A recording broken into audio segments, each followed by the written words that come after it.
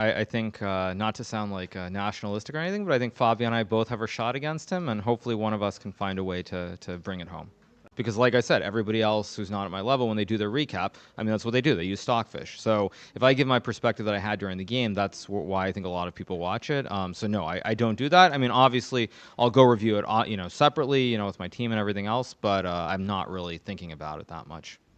Hikaru, how do you assess your tournament Yeah, now I that it's mean, over? Yeah. I mean, obviously today was a disappointment from the standpoint I didn't get any real chances, I guess you could say.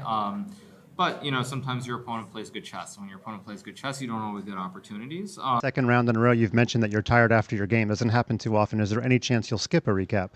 No, I mean, come on, don't be silly. I wouldn't play this tournament if I wasn't going to do a recap. Let's be serious. Hikaru, was it on your mind also to play safe in order at least not to waste the chances of your fellow?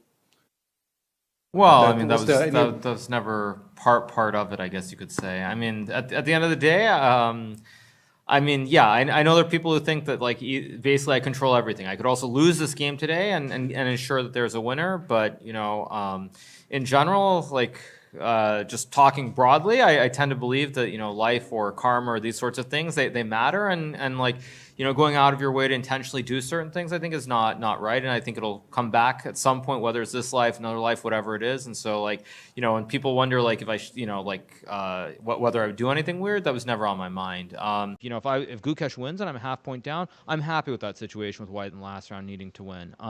So it's like, if I'm happy with that before the game, why now do I suddenly change and risk everything today? I mean, I'm sure Magnus somewhere is laughing, and the whole be a shark thing. He's probably thinking that both of us should have tried to play for more, but it is what it is. When you go home and do your streams about the game, do you look at it a lot first, or are you kind of like doing this stream while looking at the computer lines? Because this seems like a very intensive game to have to review.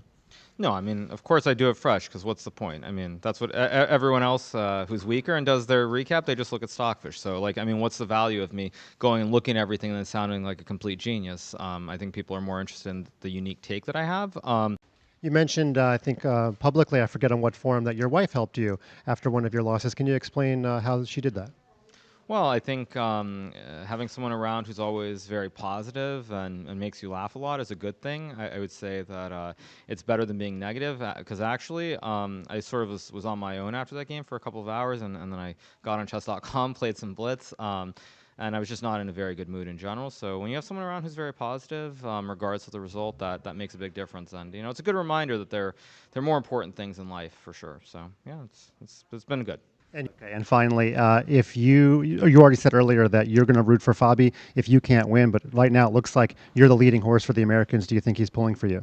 Well, I mean, I think what I would say generally is, as long as you don't have to play the person for the rest of the tournament, it's very easy to root for them. I think if you still have to play them, it's different. But yeah, I mean, I think regardless, the tournament has a long way to go. I mean, even if Fabi doesn't win, he still plays Nepo with White in the last round. So I mean, I think people assuming that, like, there's some huge difference, everything is still in play for 4 players, I would say.